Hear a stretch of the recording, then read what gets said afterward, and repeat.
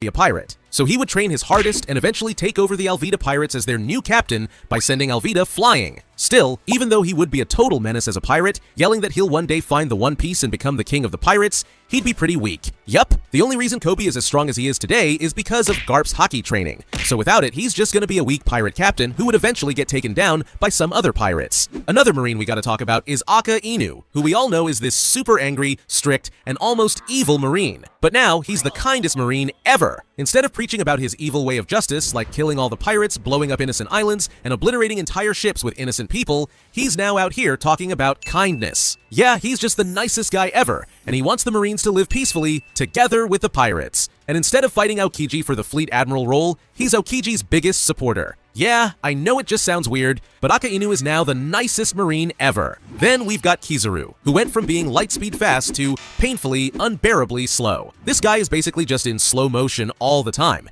and because of that, he's also the weakest admiral ever. Like, if he tries to kick someone, his kick won't even be able to land in time until he's been kicked away himself. But hey, even though he moves in slow motion, he talks super fast. Like, remember how Kizaru literally looked high all the time and talked really slow? He now talks so insanely fast that people don't even understand him. But moving on to Garp, and instead of being the hero of the Marines, he's now the shame of the Marines. Because instead of capturing legendary pirates like Roger and being known throughout the world for his insane strength and dedication to the Marines, he's now a corrupt Marine who constantly let pirates slip away on purpose. And to make things worse, the world government heard rumors that Garp even saved Roger's son, Ace. So now he's branded as the shame of the Marines. But since there's no solid proof that he let pirates escape or that he helped Ace, they can't actually fire him, which means Garp is still technically a Marine. But yeah, everyone looks at him with disgust. But let's go back to the Straw Hats, because Brook, he's now a human. We all know Brook's insanely tragic backstory. His entire crew died in the Florian Triangle, and Brook died too. But he came back to life thanks to the Revive fruit. Well, except his soul got lost, so by the time it returned, he was literally a skeleton. But as this is the opposite of One Piece, that means that the Revive fruit actually gave him his full human body back.